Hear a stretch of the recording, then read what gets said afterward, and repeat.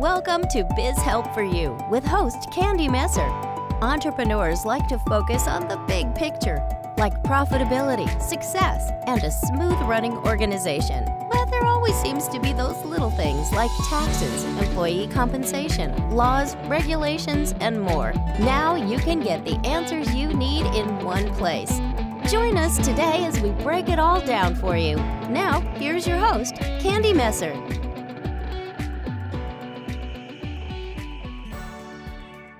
Hello and welcome to Biz Help for You with Candy Messer. Thank you for joining me today. I hope you enjoyed my last interview. And if you were unable to listen to the episode and would like to find it, you can look on my YouTube or Facebook channels, or you can also find it on multiple favorite podcast platforms. If you'd like to receive notifications on when our podcast has been uploaded, please like and subscribe. Now let's learn a little bit about our guest today. Paul Barron is the founder and chief executive of The Wall Printer USA and is responsible for all executive functions, assuring the growth of the corporation and the businesses that purchase a wall printer. His decades of business experience span B2B, B2C, retail, manufacturing, distribution, international business, and franchising. Paul has personally developed and launched business concepts and supported successful revenue growth, which leads to exits for several startups and established businesses. Paul thrives in rapid growth and high energy environments and values a diverse culture with good people who like to dream big, work hard, and have fun. He leads with a positive attitude, humor, and humility. So Paul, welcome to the show. Thank you, Candy. Appreciate you inviting me to talk with you and your audience. Sure. So I always ask first, before we get into the topic, just to tell me just a little bit about yourself and how did you get into doing what you're doing today? Well, I won't go with, since I'm 71 years old, I won't start with Paul was born at a very young age and take you through the entire journey. But suffice to say that most of my career, after a series of ventures, both working for people as well as starting my own small businesses, either with partnerships or on my own, I fell into a niche, if you will, being able to articulate the value of products and services for foreign companies outside the United States who are trying to identify their high value customers, vendors, strategic relationships, partnerships, and grow their companies through additional revenue, customer acquisition, or possible partnerships leading to exits or just growth. And I've done a series of companies and countries that I've supported. A Russian technology company for about 12 years, from 1990 to almost either 2002. Then an Australian self-service dog wash that I imported into the United States to help companies who wanted to add a self-service dog wash system to their businesses, like pet shops and gas stations and community dog parks. Then there was a Chinese headband headphone for children and a innovative baby bottle developed in Austria to help mothers and fathers nurture their newborns. And generally, I've done this as a hired salesperson throughout my career, meaning a kind of a hired gun, working on commissions. Sometimes when offered or when I was able, it would be an equity position if I was really passionate and really liked the company and the products and services. Normally, I don't do anything if I don't meet those two criteria, that I could get behind a reliable product that actually is a solution to somebody's problem. That's really what I focused on for about 30, 40 years. And so I've retired a couple of times. I've been fortunate. I've done very well financially for myself, for my family, sometimes employees and coworkers, and hopefully always customers. But I rarely get up in the morning without thinking, what is Paul going to do when he grows up today? And so last time, it was about 4 years ago when I was comfortably in retirement, but always looking around. And I would find something interesting to me, and I would invariably call to my wife if I'm in my home office. Today, I'm in my office for the Wall Printer, my current company. But when I was home, I would call into my wife in another room. I'd say, hey, honey, come take a look at this. And rather than come into my office and see what I'm talking about, she would usually go and cut up my credit cards and hide the bank account from me, because she would think that, here we go, Paul's going to invest in something crazy again. This time, she saw the Wall Printer, a vertical printing machine that she and I had never seen or heard about before, a technology that's about 15 years old that was developed in Southeast Asia. and had some presence in Europe and Southeast Asia and India and the Middle East, but never came across the pond, so to speak, to the United States until I identified it and saw this as an innovative solution to adding digital art onto walls reliably and quickly. And I jumped in and I invested heavily in the business. I own patents on the product at this stage, having helped develop some innovations that weren't there to begin with. We're 4 years old now, based in Wilmington, North Carolina. We put about 120 new businesses in place who purchase our machines in their local communities to deliver art to schools, homes, restaurants, event spaces, medical offices, any place there's a wall, or in fact a floor too, because we have floor printers as well as wall printers. So that gives you the journey to today. Perfect. So our topic today is like the new rules of selling in today's business environment. So what's different between like the old way and the new way? So the old way, when I first got started selling with my own businesses, I was in retail shops. I had a couple of tennis shops that I founded out as soon as I graduated college and went into the business world by creating a tennis sporting goods store in the college town where I was. And selling was a matter of interacting with people. People would come and they would take a look at the tennis rackets or try on the sneakers, and they would haggle with the price sometimes, sometimes not, and sometimes try on things or practice with a tennis racket first. Well, that was, and the marketing was the word of mouth or the local magazines, newspapers, what have you. As the world evolved and the internet came on, all of a sudden you had things like Craigslist, which replaced a lot of the newspaper, traditional classified advertising, and things would go online. And then the whole pyramid of marketing leading to a sale kind of condensed itself, where everybody now is doing, and I'll take buying a car for an example. You used to go to the dealership, just like people came into my sporting goods store to either try a tennis racket or try on sneakers. You'd go to a car dealership and you'd look for the color of the car, the model of the car. You might have gotten there because you were referred by a friend or you knew somebody who had that type of car, that model. And then you'd go ahead and test drive it. And then you'd start haggling over the price and you'd add the options to it. The dealer would try to show you all these new features, whether it be air conditioning, heated seats, a sunroof, what have you.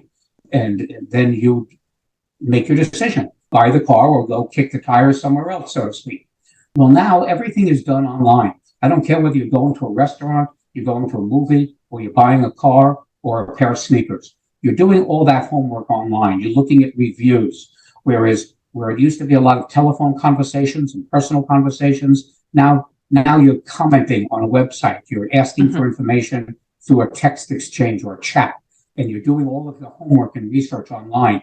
Usually the only thing that's happening from the selling end is the actual transaction, which these days can also be online with a credit card purchase, as opposed to walking into a store when you've already made your decision, you've done your homework, you've done your trial and error, and now you're just going there basically to buy the product or sometimes just to pick up the product, which you've already paid for online. Then you're just going to the department store or car dealership or home improvement place just to pick up the goods you've already purchased. So those are the new rules of selling, is engaging people with the new social media, what's available now to interact with people and the way you communicate.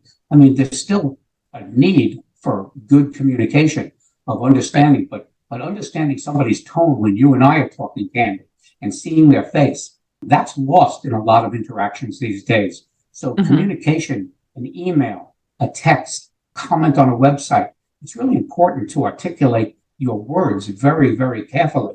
Get your grammar correct and get your spelling correct.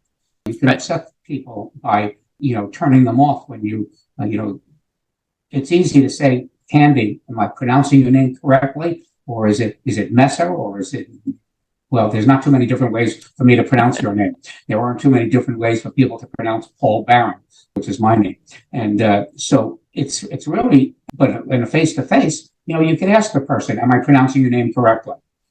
That's more involved, more difficult in a chat communication or an email communication or a text. And so it's important to try to get things right, do your homework, do your research in a totally different way. Today, you do your homework by going to people's websites. You go to their LinkedIn page. You find out something about their profile. You check the reviews. Those are the new ways that sales are conducted today. So obviously too, when we're communicating just in writing too, especially in short messages like text or things like that too, sometimes the tone can be misinterpreted too. So like, do you have a tip for someone who is a business trying to put themselves out there and communicate with people, but maybe they're getting those messages through like a text message or like, a message on Facebook or Instagram or something? Like, how can they make sure that what they're saying is interpreted correctly? Well, ultimately, the only way to tell is if you actually can conclude a transaction with somebody. Mm-hmm. When you've actually had that interaction with them to the point that they've made a purchase decision. That's when you know you've not only targeted the right person and you've communicated the value proposition of your products or services, but when they're ready to go ahead and say yes and make that purchase decision, and that's no different than it's ever been, that's the validation that all the marketing that preceded it then produces. Mm-hmm. For us, we get 150 inquiries every single day at the wall printer. And this is an innovative product. People see a video. It takes you only 15 seconds on our website to understand exactly what it is we do. But people inquire, as I said, 150 of these a day we're getting. 140 of them are people who realize this is a $30,000 commercial printing machine at that point, and not a $100 desktop printer that Mm-hmm. prints your documents or pictures on your desktop. And so they say, no, that's not for me. Or they might say, no, I don't want to buy the machine, but maybe I've got a wall that can be printed either in my home, put up a picture of my family or a sports team, or in my restaurant or in my office, school, whatever.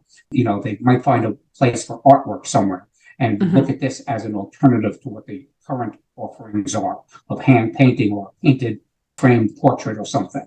Mm-hmm. So they look at this as a possible solution. That's 140 of those 150. But 10 of them are people that eventually will then accept an invitation to have a call with me, just like you and I are having today, Candy, and we'll have a Zoom meeting online. We'll get to meet each other. They'll get to ask all their questions. I'll get to let them know exactly what the benefits are of the wall printer, what justifies the price, tell them about the competitive landscape, which they should be doing on their own if they do the same due diligence I just described by going online and finding out who the competition is, who else is doing this, what are the options available to them besides our product. And when we get through all of that courtship, which I call it, then they make a decision to either come and visit with us, talk to some of our customers, and then eventually buy the product. So again, all of the social media aspects are really geared to that ultimate transaction. Right. Well, while you were talking too, it made me think of, the messaging. Like you said, someone can come to your website and within 15 seconds, know exactly what you're doing. So like, how can you help somebody who's listening right now, who maybe they're even starting out, but maybe they've been in business for a while and maybe their messaging isn't as clear as it needs to be? Like, what tips can you give them to help them have a more clear message so people coming to their website or their social media channels know exactly what they do? So there are some techniques that you can deploy very easily with a lot of the social media aspects that are out there. And those social media aspects, meaning if somebody is advertising on Facebook, there are ways to do different things. There are certain things called lookalike audiences. Once you have a successful transaction, you can then backtrack that to figuring out what ad did they see? What did I say to them in that ad? What message did they receive that then made them go through the process of wanting to learn more and then eventually either going away or becoming a customer or just finding out more information, and then trying to leverage all of those pivot points in the customer transaction to refine your own messaging. Traditionally there's A/B testing, they call it, where you take the same video, let's say, but you put two different messages in, and which one gets the best reaction or the most reaction. Or you put the same message with two different videos. Or we take two different videos and we play two different soundtracks of different types of music. We have some soundtracks that resonate with people, and you see that all of a sudden they start going to your website. We have some that we play or an ad that we place that gets little or no reaction. And so the beauty of social media and the beauty of the internet is that you can quickly pivot on these types of things and analyze them using the analytics solutions that are built in, whether it's Facebook or YouTube or Instagram, Pinterest, Google Ads. All of these things have the ability to track where somebody started and where they ended up, what page on your website did they visit. And all of that information is available to us. Sometimes perhaps too much information. But if you know how to use it to answer you directly, Candy, which I very rarely do, but to answer you as directly as possible, it's just a question of looking at the data that you have and then understanding where you can make those changes, then further analyze the data that comes from those changes until you get to the point that says, this is the kind of customer I want. And then sometimes you'll get a customer that'll turn out to be somebody who really perhaps should not have made that purchase decision. Perhaps they purchased something for the wrong reasons, and now they're disappointed in that. No different than somebody going to a restaurant only to find out that, what they thought was a chef that would respond to their allergies really did not do so. And they didn't get the meal or the experience that they wanted. So it's really across the board in any business at all, the kinds of things I'm talking about. And actually, while you were talking about that at the very end, where maybe there's someone who's not satisfied, what would you say to somebody who maybe has someone who's left some negative feedback, on a Yelp review or a Google review or something, and how should they interact with that person and try to make it right, as well as, let people know who are coming and seeing that they are trying to make an effort, to improve? Well, yeah, reputation management is very important these days. Number one, you don't know who's looking at it. You don't know what their motivation was for coming to your site until you have the opportunity to interact with them. And if a bad review prevents you from ever having that interaction or telling your side of the story, so to speak, that could be detrimental to your business and your reputation. So it's important to understand and to be notified or to locate those types of reviews or comments that are out there. I mean, all the time we're getting comments. I don't know that we've gotten really bad reviews in all honesty, but we definitely get people who don't understand what our machine does and what it is. We get a lot of people who say you're taking food off the table of artists. That this is the worst thing they've ever seen, automated art on walls. You're taking a muralist who has that creative talent and you're minimizing it to an automated painting machine. Nothing could be further from the truth. But if you don't respond to that, if you don't try to make people understand or at least help them appreciate the features of your product or service, for me, that interaction gets a response all the time that nothing could be further from the truth. What we're doing is respecting the creative aspects of the artist and just giving them a reliable way to quickly put their art on the wall and allow them to do what they do best, which is create the art. That's never taken out of the equation. You can't put a picture on the wall unless you have a picture. So somebody has to create that picture. So that's many of our customers are muralists and artists and photographers and graphics designers. But then we also have the luxury of a whole other segment of customers. Right. Well, and I was thinking while you were talking too, with these new rules of selling, and we're talking a lot of online, is there a difference in terms of marketing and interaction and things if you have a physical product versus like a digital product? Are there, different things that our listeners should be doing based on what they sell? I think the basics within everything that I'm talking about are really agnostic to the product or service. These are all, I won't say skills, but all aspects of the selling and marketing processes that go along with introducing any product services. I don't care whether you're a lawyer or a doctor or you're selling a widget. These are different aspects of any opportunity you have to let people become aware of what you're offering. You can be an accountant providing services. You could get testimonials and put them out there. You can talk about features. You can talk about benefits, both of which are important to different audiences. And that has nothing to do with whether you're selling a wall printer or a widget or a service like a pest control or anything else. Yeah. So the main thing is really just learn about the online selling, whether you have that product or service, and how to market, how to have your message, so people know exactly what you do and if you're the right fit for them, so you could draw those customers in, basically. Absolutely, Candy. It's all still about listening to the customer. trying to give people what they want or making them aware that you can be just a trusted resource when you tell them this isn't for you.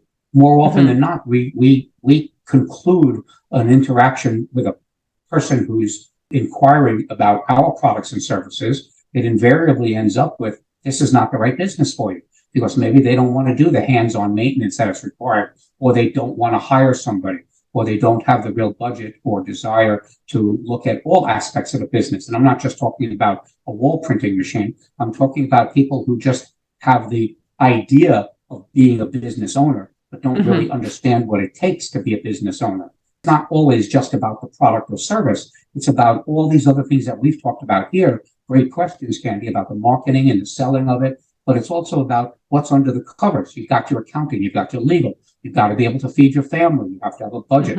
I call it time, talent, and treasure. You have to have the time to devote properly to a business. You have to have the talent to do it. And that talent doesn't have to be yours. It could be people you hire or people you partner with. And you have to have the finances to be able to allow yourself the bandwidth or the time needed to introduce this product, to get your first customers, and then continue to market, sell. Exactly. Well, I know this has been an interesting topic. I know we've just probably started to scratch the surface, but we are running out of time for today's episode. So I would love to just ask you, do you have an offer that you would like to share with our listeners, and how can people connect with you? I guess that's really the same answer to both those questions. I don't do these podcasts, and I appreciate the opportunity to talk with you and your audience. While I enjoyed it talking about my company, because I do love it, and I love the products, and I love the customers that we put into business using our products. But the offer that I present in these types of things are just the ability to connect. It's all about relationships. Whatever your business is, wherever you're going, even if you're just working for a company, and I don't mean just working for a company. I work for many companies, and sometimes owning a business is not for you today. It may be in the future, but first find out what hats you like to wear, which ones you don't like to wear. So to answer your question, if anybody wants to talk further, I'm always available. That's my offer. You can reach me on LinkedIn very easily. It's not a sales pitch for LinkedIn, but I think it's a good professional network that people can find like-minded people or resources that might help them in their journey. And I'm always happy to connect with people and make myself available. If somebody does say that they heard about the wall printer on the Candy Messer show, I'll tell you what, I will commit you to free shipping of our machine if somebody actually sees that this is a suitable business for them. That could be a savings of as much as $1,000, because it's about a 400-pound shipment that goes to you when all is said and done. And so if they tell us that they heard about us on Candy Messer's podcast, I will ship our products to you free of charge. So there's the offer. I've never actually given that offer to anybody before. Perfect. Well, thank you, Paul, for being a guest on my show. I appreciate your time. Thanks, Candy. I wish you the best, and to your audience as well. Thank you. And to the listeners, thank you for tuning in today. I hope you found this discussion interesting and you enjoyed our topic, the new roles of selling in today's business environment. If you have any questions or comments, of course, you can reach out to Paul or send me a message at media@abandp.com. I hope you can join me for my next interview. And remember, you can connect with me on Twitter, Facebook, and LinkedIn. And my website is abandp.com. You can find my show, Biz Help for You, posted on several favorite podcast platforms, including iTunes, Google, TuneIn, Stitcher, iHeartRadio, and Spotify. And would you please share my show with those you know and leave a review on your favorite platform? I'd really appreciate your support. Until next time, have a great day. Thank you for listening to Biz Help for You. Please join your host, Candy Messer, again next time. Have a terrific day.